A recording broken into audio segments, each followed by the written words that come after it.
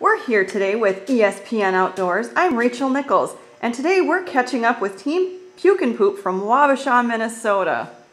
Hi, Brad. Hi, Chad. How are you doing today? Pretty good. Very good. Great.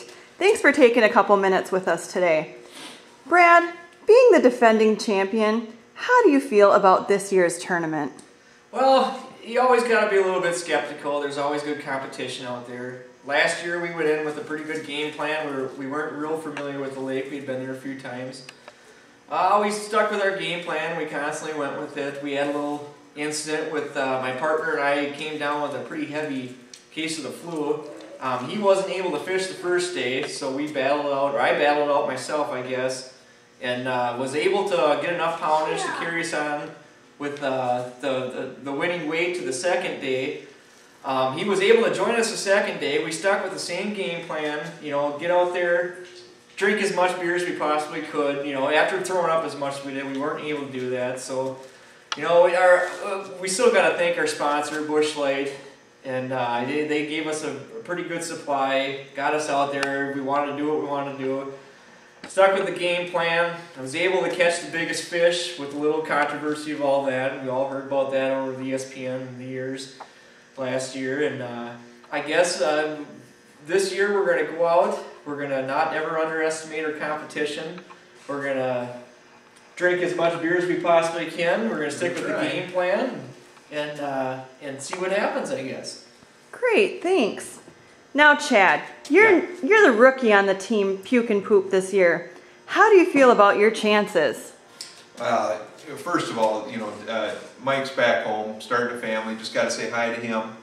You know, I'm gracious for the opportunity to be able to take his spot. It's big shoes to fill, so I'm really looking forward to it. And you know, our chances. What can I say? I'm with the Golden Arm here. He's been up to that lake several years now, and he's doing real well up there. He basically beat that team by himself last year, so I don't know. Didn't really want to rub that. Yeah, I know. I don't know what I need to do up there. Maybe bring a pole. I'll just bring a pole up. So again, you know, Busch Light's been great to us. Charmin toilet paper, they've been real well. Played a big role in the way things are. You know, the supplies we need to put together a successful ace fish. So Under Armour to keep us warm, I guess. If the opponents throw us out of the shack for catching too many fish. Yeah, you know, stay warm up there. It's going to be really cold, but looking forward to it. So, you know, that's about all I got to say. It's the Golden Arm. He's the one that's going to take us to victory. Sounds good.